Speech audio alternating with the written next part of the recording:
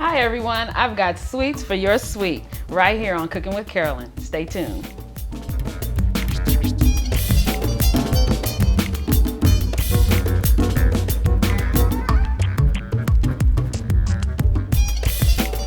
All right, so what we're going to start with right now is our chocolate. I've got some Belgian dark chocolate. We're making pecan turtles. Pecan turtles are, you got some roasted pecans, you got nice chewy caramel, and then we're going to top it off with some chocolate. So first I'm going to get my chocolate melted, and then we're going to put it in a double boiler.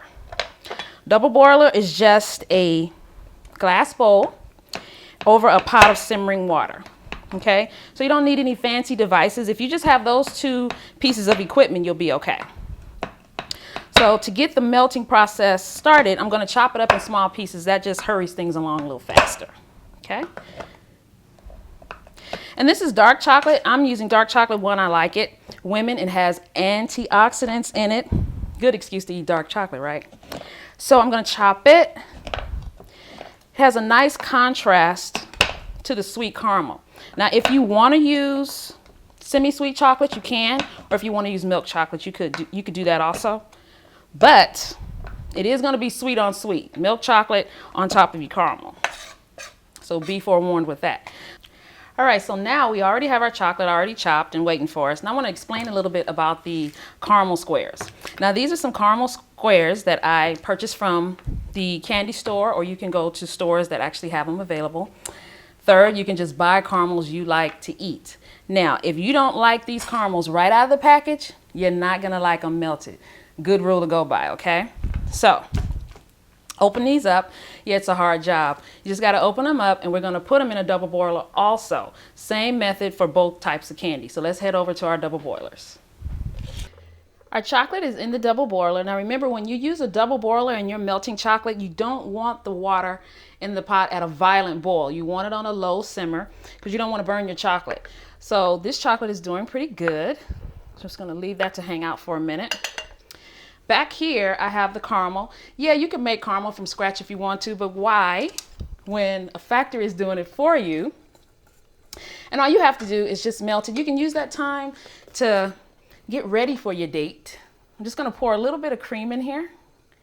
That's going to help it melt a little bit more. See, nice, and it'll be able to spoon right over the pecans when we make it. Caramel looks good. Ready to pour. Let's check our chocolate. That's ready too.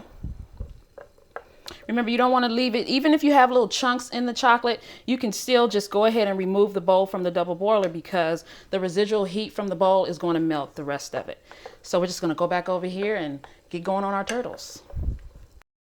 All right, first we're going to start with our roasted pecans. I had some pecans, when I got them from the store, they were raw. So if you buy raw pecans, you're going to have to roast them off in about a 350-degree oven for about 5-6 minutes. Make sure you don't leave them in there too long and you stay in the kitchen and watch them because they'll burn and you'll have to start all over again. If you buy pecans that are already roasted, you're already good to go. Unless you just want to heat them up and get the flavor going, it'll bring out that pecan flavor a little bit more. So, on some parchment paper, I cannot stress this enough. Do not use a plate for this. Use parchment paper because the caramel is going to stick, and that's expected. But use parchment paper so the candy will release itself from the paper. All right. So just take some pecans here, your better halves, and these are pecan halves. Some of my good pieces here. Put them in a nice little cluster. And then all you're going to do is take a teaspoon of caramel goes a long way on the pecans, believe it or not. And all I did was spray it with a little bit of cooking spray so that the caramel can release from the spoon. So I'm just going to take it here and drop it right over. Okay. If you need some help to guide the caramel, just use a butter knife. Just like that. Okay. One more time. And this caramel does not take long to set either. Really easy. See how easy this is? My niece makes a good rendition of these too. My nieces are quite good cooks. And we love these. If the nuts get a little start to run away on you a little bit, just pull them back in, and the caramel, as long as the caramel is touching the pecans, it's gonna stick. Just let it sit there and see how it's starting to run already. It's gonna stop after a minute. All right, my chocolate is melted, like we said before, and here is the turtles after the caramel has set. And you just let them sit on the counter. You don't have to refrigerate them or anything at this point. And just a side note also, if you can't find parchment paper, you can also use wax paper. So that's easy to find also in the grocery store. So just spoon another teaspoon or so of chocolate, and you can make these as big or as small as you want. Mine are about 2 inches in diameter, maybe 3. Okay. I like the chocolate to be just around the same size as the caramel. This was my mother's favorite when we used to go to department stores and they had a candy counter. This is one of the first things she would get. This was her little treat when we would go to the department stores. And she would buy these. Now I can make them for her. All right. Now at this point, what you would do now for the chocolate to set is to go ahead and refrigerate it for about 10 minutes. Just watch it. You only need to refrigerate it just so the chocolate could set. All right, now let's see what they look like at that stage. Here's what our turtles look like, totally done. All the chocolate is set, caramel's ready to go. I even covered these over here, as you can see, with some white chocolate after the dark chocolate set. I melted some white chocolate and just put them over. Now, as you can see towards the rim of this plate, I have some chocolate dipped bacon. I know. But what I did was I roasted some bacon in the oven at about 350 degrees. And just let it, you can roast it on a rack. That way all the grease strips from it, and then you turn around and you dab it with a paper towel. And it's just thick sliced applewood bacon. Cut it in half so you have little pieces, okay? You don't have to eat the whole recipe.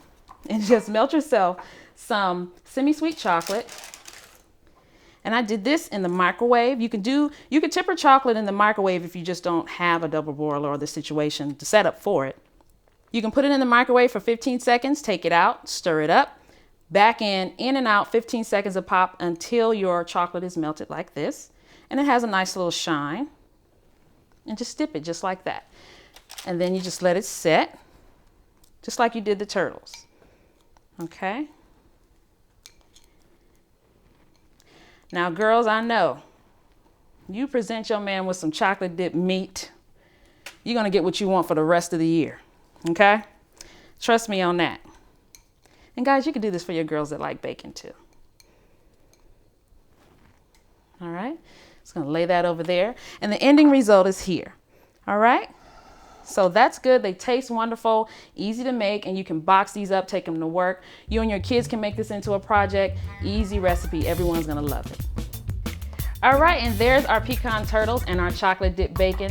Thanks for joining me, and welcome to all my new subscribers. I meant to say that in the beginning, but thank you for joining us. We really appreciate the time that you spend with us. Go, and if you want these recipes, click on the link down in the bottom in the info box. And if you need your GD seasoning, even though I didn't use it today, you can still go to gdseasoning.com. And don't forget to follow us on Facebook and Twitter. I'll see you next time.